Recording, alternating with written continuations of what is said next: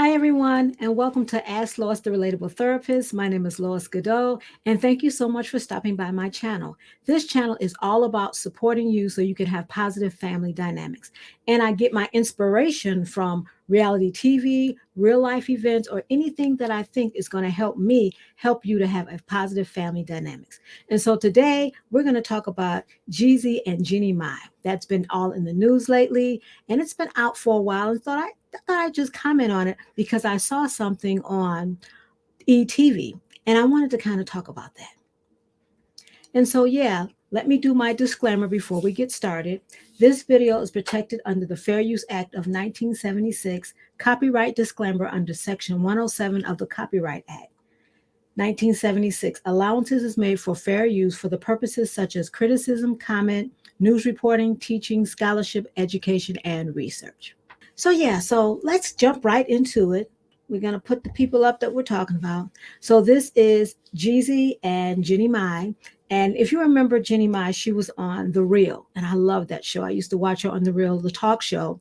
And so Jeezy, he's a rapper, he's an artist, married for 2 years, and they're calling it quits.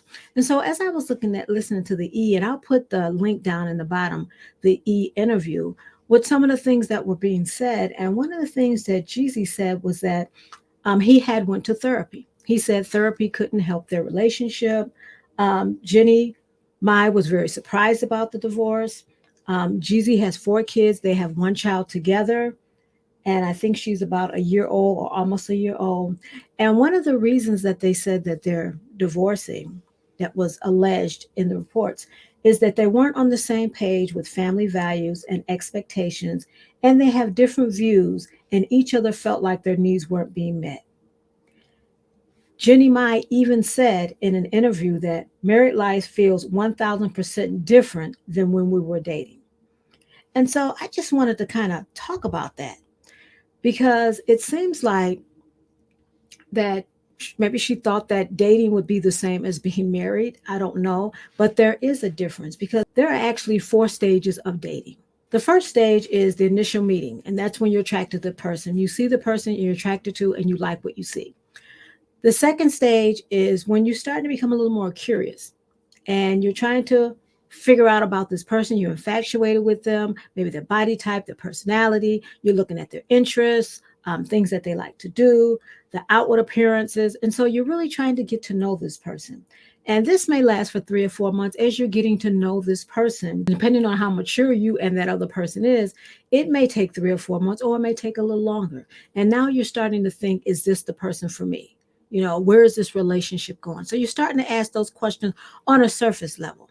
And then stage 3, this is when you start becoming a couple. And this is a very important stage because now you're starting to look more deeply into your interests, into your likes, into your dislikes, gain a deeper connection with the person. And during this stage, it's very important not to push for a commitment from them because you're really trying to figure this person out, figure out, are we compatible? Because in dating, the whole purpose of dating is to see, are you compatible with each other? So when you go through stage 1, you see, okay, we're compatible on that level. Then you go to another stage and seeing if you're compatible on that level. The final stage is the commitment or the engagement stage. You should have a good understanding about your partner. You should understand about their values, their lifestyle, their likes, their dislikes. You should have talked about all of that, and you should know all of that about each other because this is the stage where you're making the commitment. You should have talked about children and finances and careers and where do you see yourself. All that should have been talked about because this is a very important stage because this is the stage that is the commitment stage that's going to lead to a marriage or more of a commitment with this person. Sometimes couples, they rush in too soon, or they go through these stages too soon, or they are infatuated and they use that infatuation as a way to decide if we're going to stay with each other or not. When I listen to them say we're not on the same page with family values, well, that should have been talked about even before you got this commitment. When it says we have a differences in values and each other feel like their needs haven't been met. So that right there lets me know that that discussion didn't take place. There was something else that pushed them to get married, and it wasn't these conversations. Because if you found out you weren't on the same page, that's where you stop and say, wait a minute now, we're not on the same page. How do we get on the same page?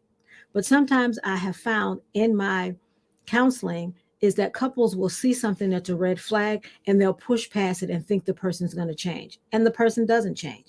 And then when they don't change, it's like, okay, this is a problem, but it was already a problem. You just never addressed it. And so now they're looking at, now they have a child involved.